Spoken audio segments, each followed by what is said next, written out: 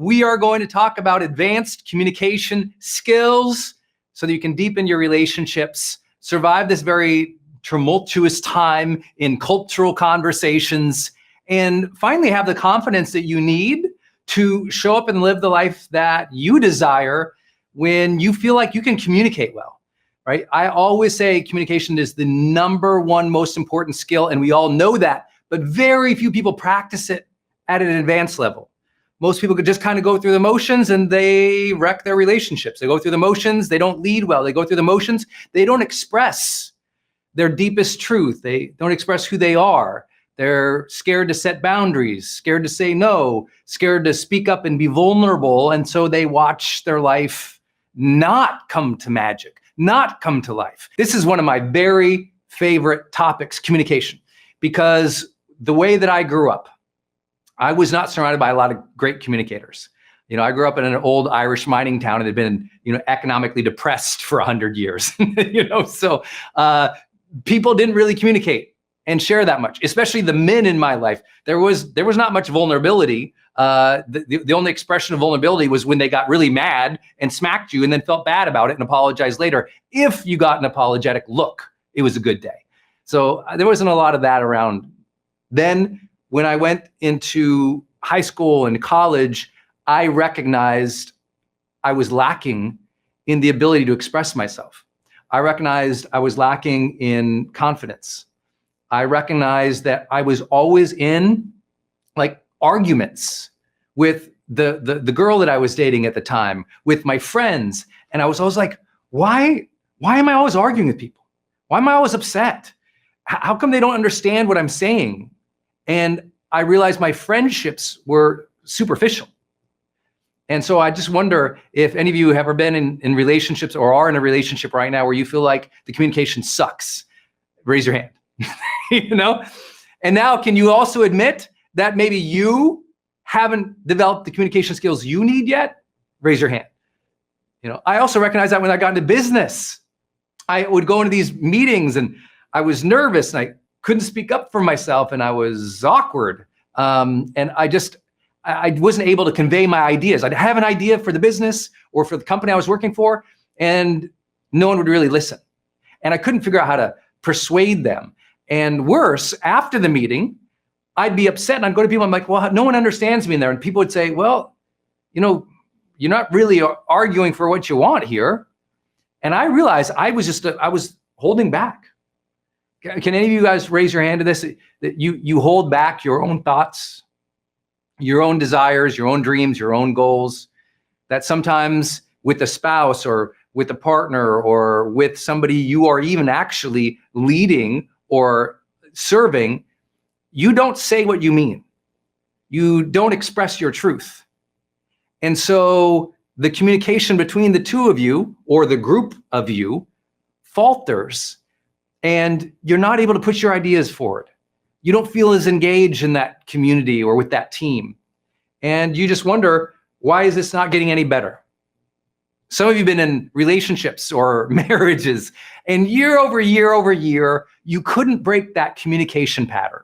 Either they didn't communicate the way that you wanted, or you don't communicate the way they wanted, and it was like night and day.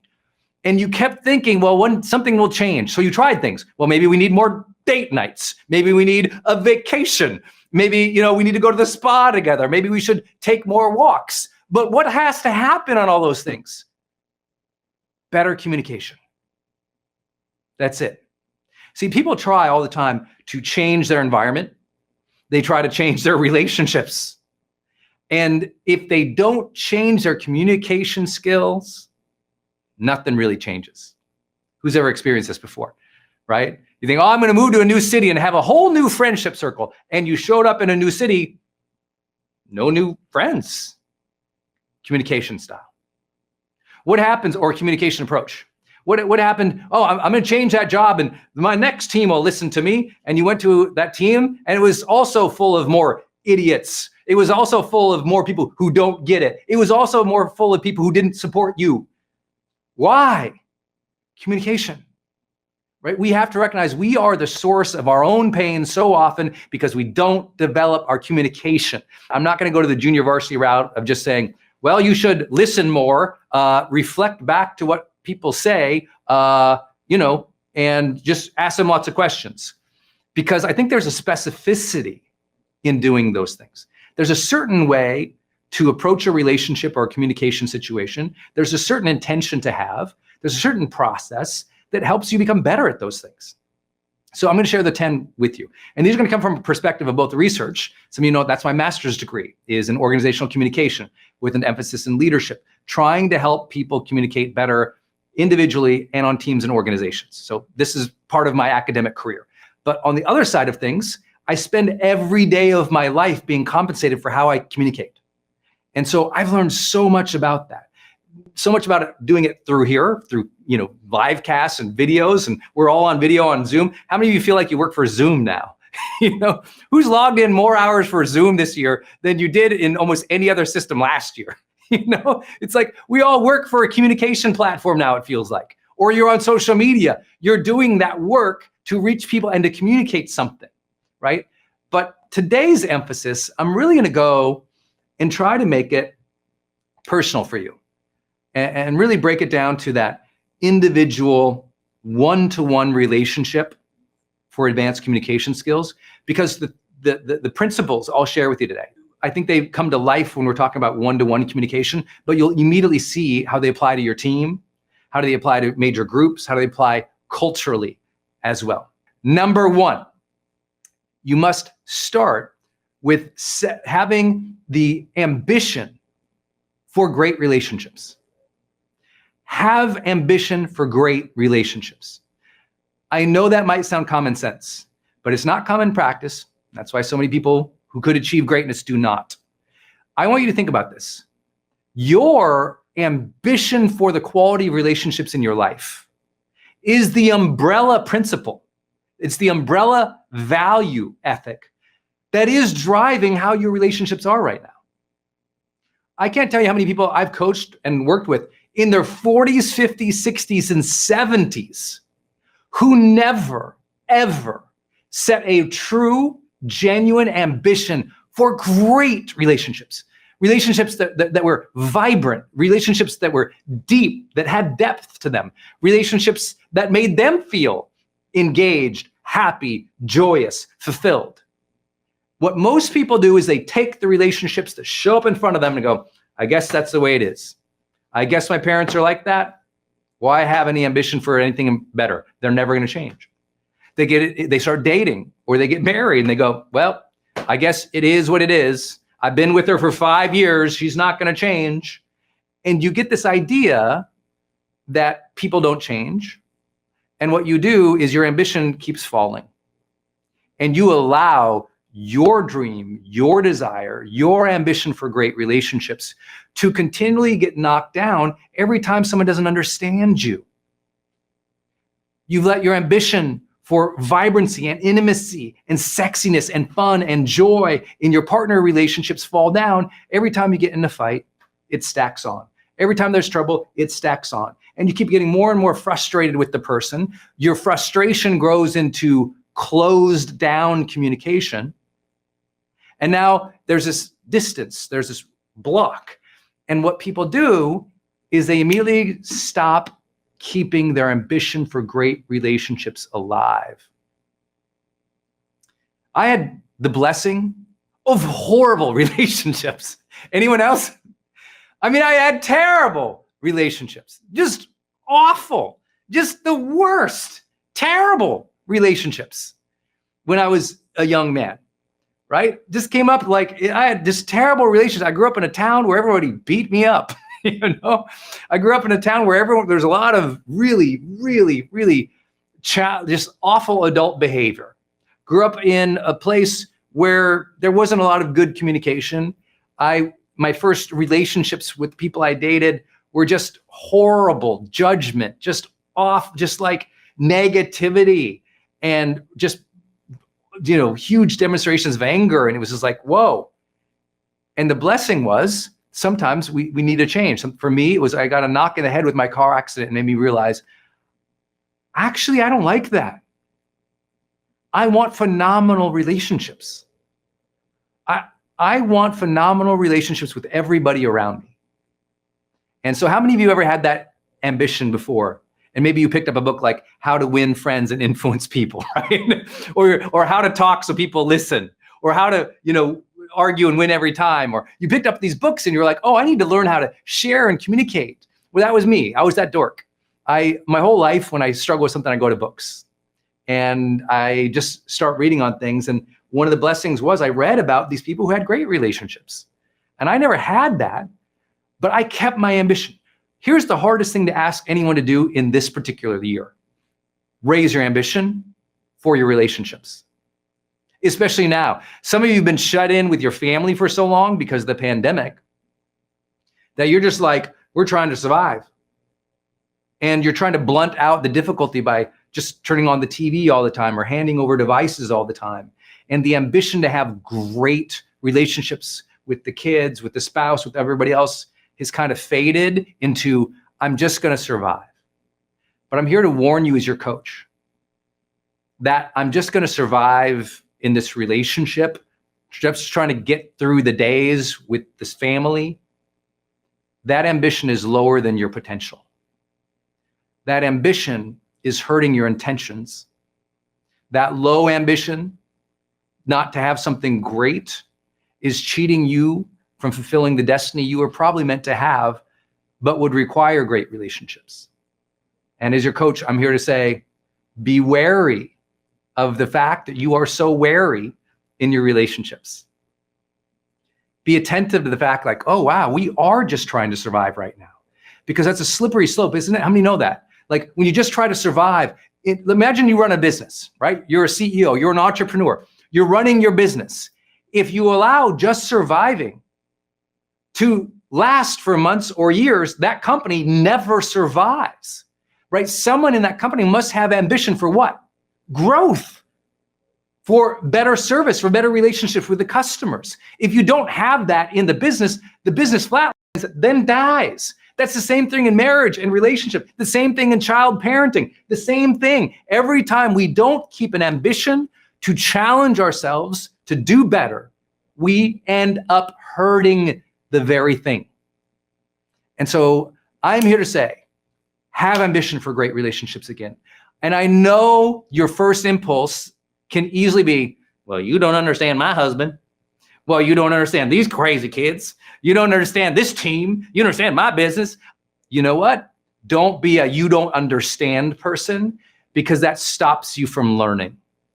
People who say you don't understand, they cut off the very advice they need to hear because they want to self-justify. Does it make sense that it's hard? Does it make sense it's much more difficult with someone who doesn't listen? Does it make more sense when you have an obstinate husband, team, or person in your business? Sure. Those are roadblocks. Those are difficulties. Those are struggles. But just because it's hard doesn't mean it's impossible to improve. Just because it's hard doesn't mean it's impossible to improve. You can improve your relationships. And I think you're going to find that. And we're going to start it right now. Do you want to improve your relationships? Let's do a gut check. How much ambition have you had recently for great relationships? Have you woken up about it? Have you journaled about it? Have you thought about it? Is it in your goal sheet? If I paraded in your house, show me the piece of paper that says, improve this relationship. Show me the piece of paper that says, create great relationships with everybody I meet. Show me the paper. Show me how often that piece of paper got journaled on. Show me how often you wrote that down. And then we can have a conversation that I don't understand, right? So let's start with, have you had the ambition? And if not, let's reignite that today. Let's reignite your desire for deep, compelling, beautiful, awesome, fulfilling, intimate, zesty, fun relationships again. You can have them. And if you stopped yourself from believing that, it only means you disengage from the skill set. You just disengage from the development here. And that might sound like harsh or judgmental in a way for a coach to kick off with it, but I'm a high performance coach. I'm supposed to hold your feet to the fire a little bit and challenge you and say, this should be an area that you love working on. Raise your hands if you love communication. Yeah, you guys, I know I get it. And this is a great and a fun and a fulfilling and a great place to focus. So please, let's up-level our ambition together, my friends. Let's start with strong ambition for great relationships. That's number one. Without that one in place, everything else is a principle, but it's unmoored from growth. It's unmoored from greatness. And we want to be connected to those things. All right. Number 2, as I've learned in my life, and many of you have too, everything's about intention. Like, what is the intention of my communication with this person? And I believe there's 3 intentions we have to set. Okay. So this is what my idea is. You got to set intention for learning, honoring, and improving. This is my modus operandi when I sit down with somebody. My whole thing in sitting down with people, and this is not just my coaching career, this is life. Like, if we go to like breakfast together, right? Go to lunch together, hang out. My whole mode is I want to learn about this person. Notice I don't say, I want to show I'm awesome. No, I want to learn about this person. Meaning, has learning been your primary mode of operation with your spouse recently? Has learning been your primary mode of operation with that team member? Has learning been your primary mode of operation in communicating to groups? Or when you're talking with your partner or the person who you love, is it always just about you got to tell them what you need? You got to tell them what the to-do list is. You got to tell them what the agenda is. And you live in communication land that is what I call agenda-based, not learning-based. Some people only talk at their kids. We're doing this, this, this, and this, and this. But they never learn from their kids. So it's a different relationship, right?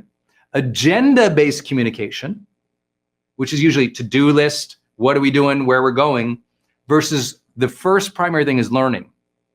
And I think this is so important. If we can just shift everything. Listen, I always tell people, listening skills without the very primary intention of learning is just a tactic. Does that make sense? I know in like junior varsity levels of conversation about communication, be a great listener. Well, what does that mean? Well, the intention is to learn. Listening is one of the vehicles for that. So set an intention to learn more. We stopped learning from each other as a culture, and that's how you get tribalism and division at the epic levels we face worldwide now. Because the intention to learn from another went out the window, and the intention to persuade or argue at or accuse other people went up. Right?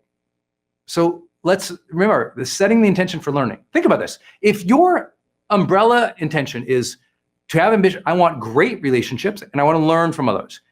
That frames every method, every tactic, and every principle underneath. Okay, learning, here's the other one, honoring. I love this one.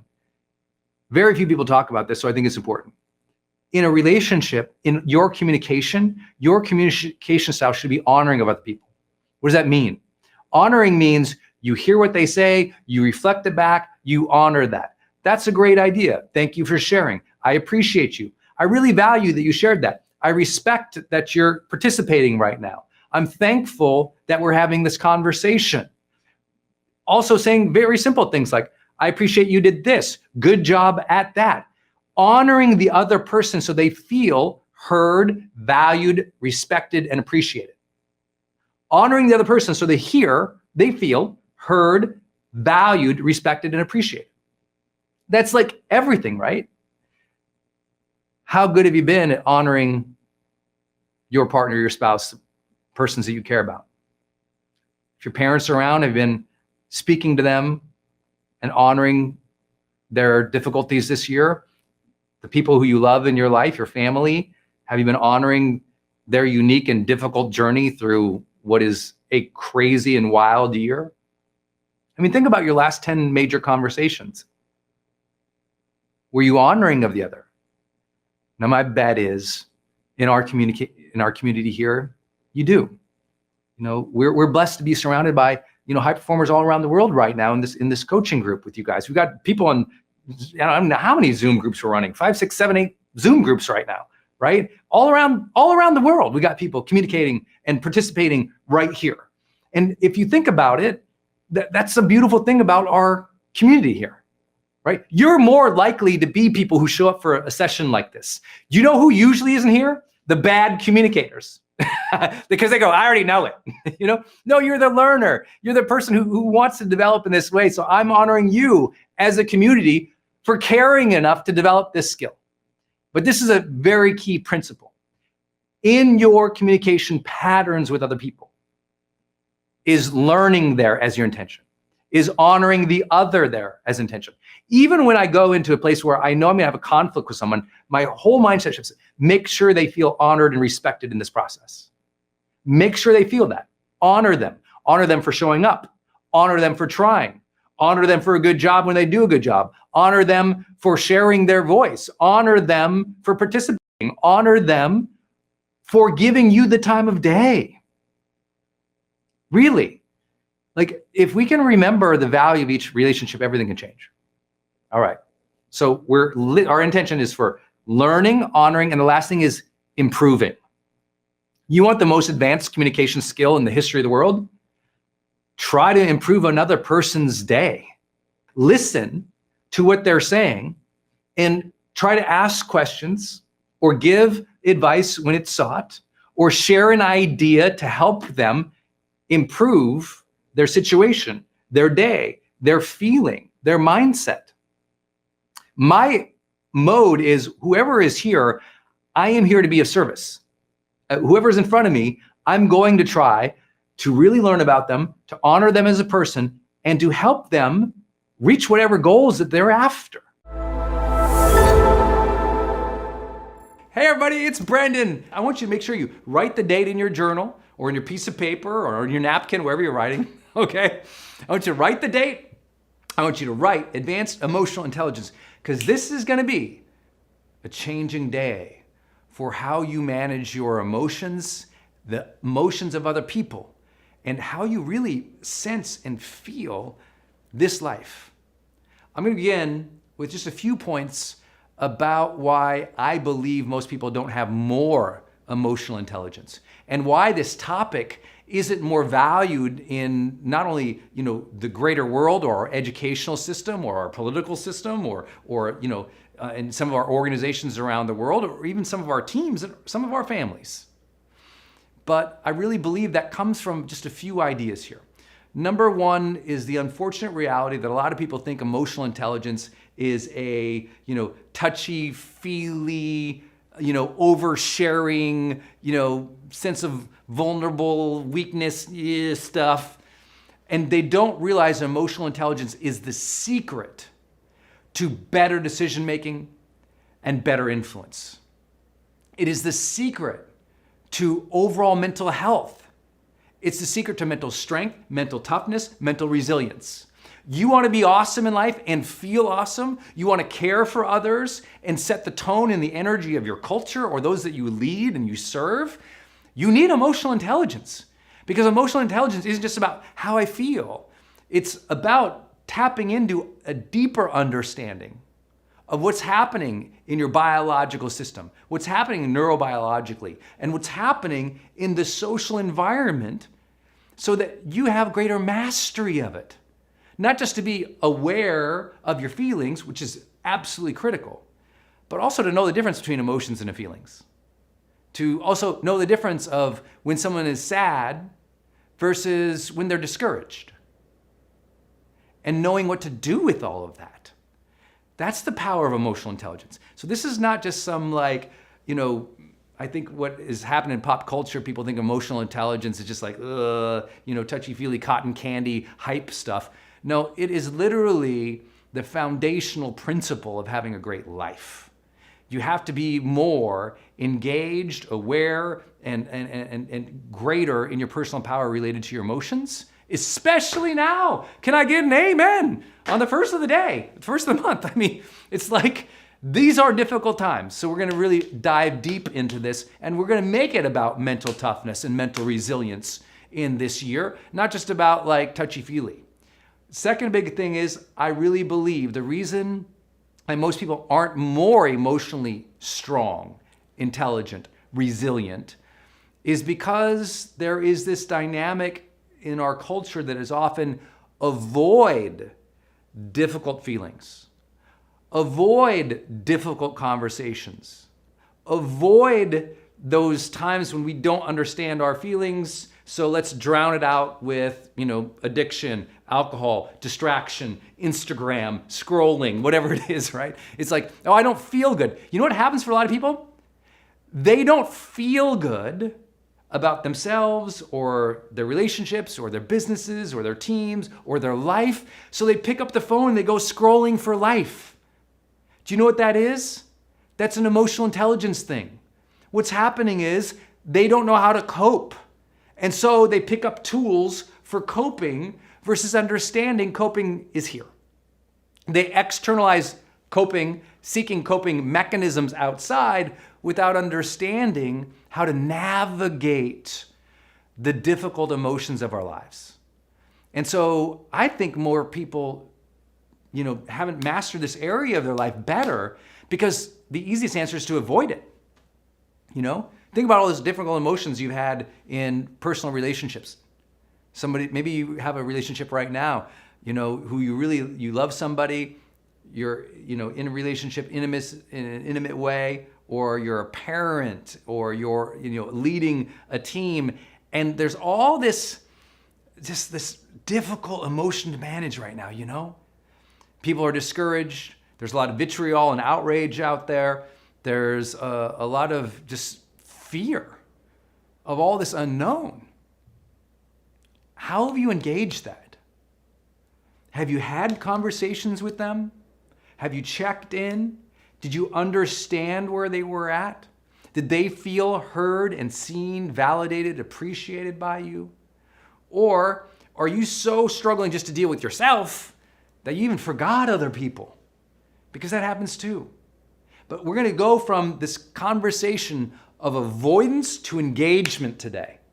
And that is the foundational tool in all of emotional intelligence is engaging it, right? Engaging those difficult emotions, engaging those difficult conversations, engaging those difficult people instead of hiding. This is that important time to be doing that. I get how easy it is to say, I don't want to deal with that. You need to learn how to deal with it. Straight up, you need to get at level 9 out of 10 in order to navigate these next few months well and lead others. And you got to give yourself an assessment. I'm going to ask you to do that right now. I know so many people, they don't understand the importance of scoring different skill sets of their lives. And so they just kind of go through life hoping to get better. But one thing that we know from high performers is they're willing to score themselves. They're willing to, on a consistent basis, they give themselves grades or scores about how they're doing. How have you handled your emotions this year? On a scale of 1 to 10. 1, you just not good. Okay, let's call 0 dead. Okay, 1, it's been a struggle, and it's been terrible. 10, you feel like impressed by yourself. This year has been pretty good. Like you've handled all of this emotion pretty well. Where have you been? 0 to 10.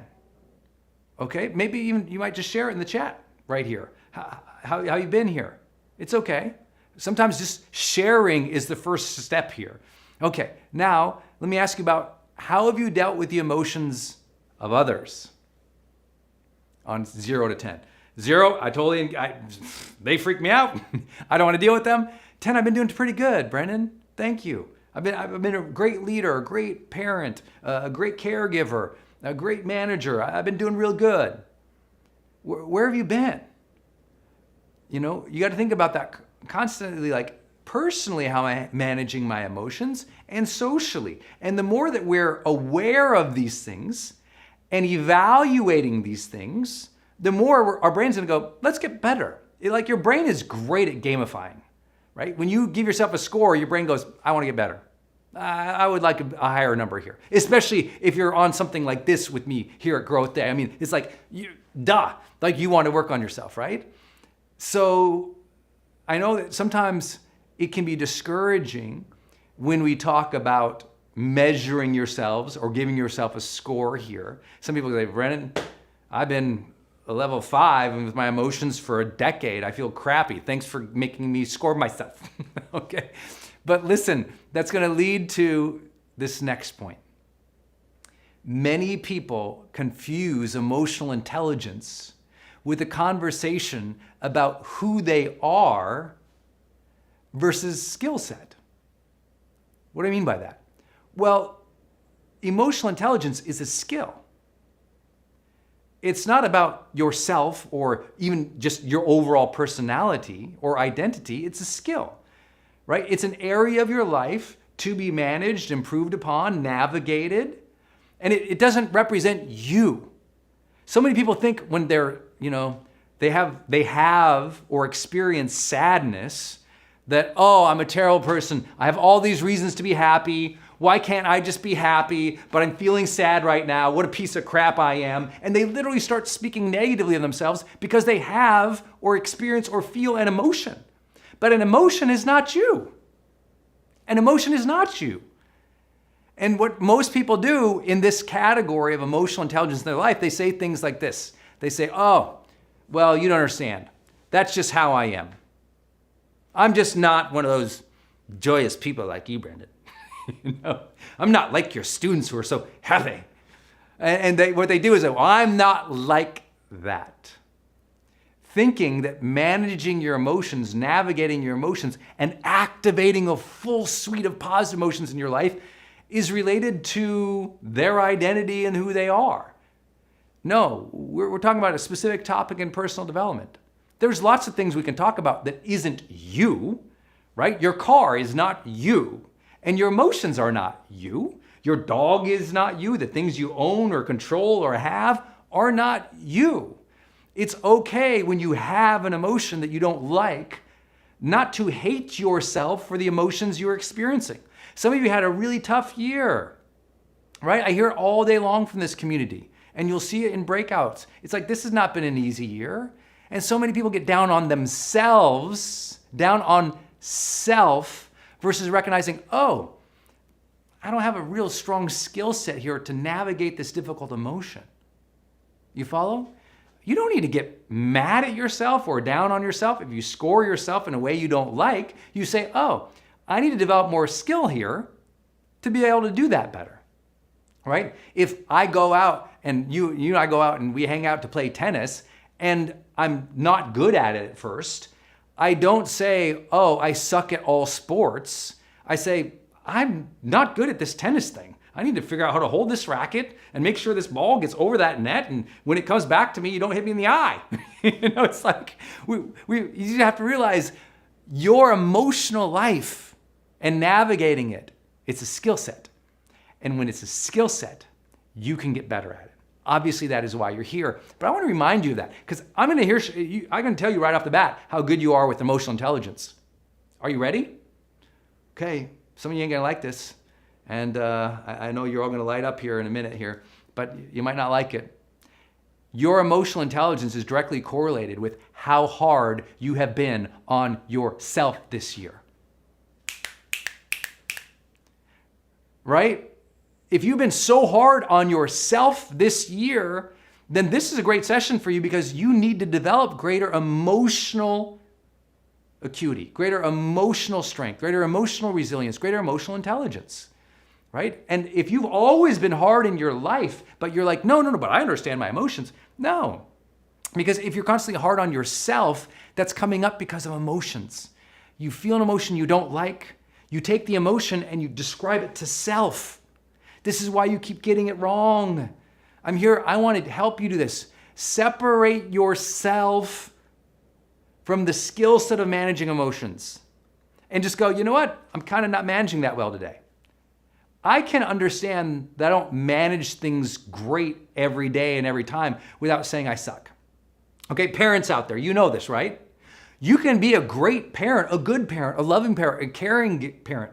But sometimes when little Johnny or Sally or whoever comes in and you lose it, that moment in dealing with that child right there, it might not be your best, but it doesn't take away from the fact that you're a caring, giving parent, right? You don't take individual interactions with that child when it doesn't go right and globalize it into you're terrible. That's globalization and catastrophizing.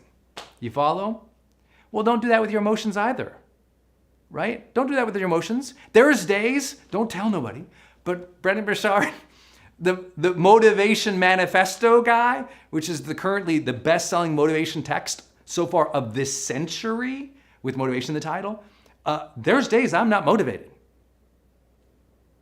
That doesn't mean I'm like, oh, I'm a terrible person. Look how incongruent and awful I am. Oh my God. It's like, I didn't manage my focus and my energy well today. I wasn't clear with my intentions. I didn't energize my mind and my body to get excited about my purpose. I didn't do the things that are necessary to summon and sustain the emotion I wanted. Instead, I just accepted what landed on me. Feel crappy. And now what do you do when you feel crappy? These are the things we're going to talk about today. So I hope this is helpful. And I'm kind of going over why people really struggle with this. And I know it might feel really negative up front, but I'm trying to tell you, this is why more of our culture doesn't talk about it. This is difficult. When I'm asking people to score themselves, they're like, what? How can you do that? Well, I'll share with you one last big idea about why I think people really struggle with this topic, is because they think the conversation about emotional intelligence is some way that like emotions are irrational or not as important. It's some of those people who, quote unquote, feel way left-brained, or no, I'm more of an engineering mind, Brendon. Emotions don't get into my thinking process, and they're more like, they feel like emotions are irrational or not important or not a priority or are weak. When the reality is your wellness and your decision-making and your interactions with others is predicated upon your ability to have holistic contemplation. What do I mean by that? You can't make a decision if you X out emotion. There's the logical and the emotional, and these things are always talking to each other. You can't separate them.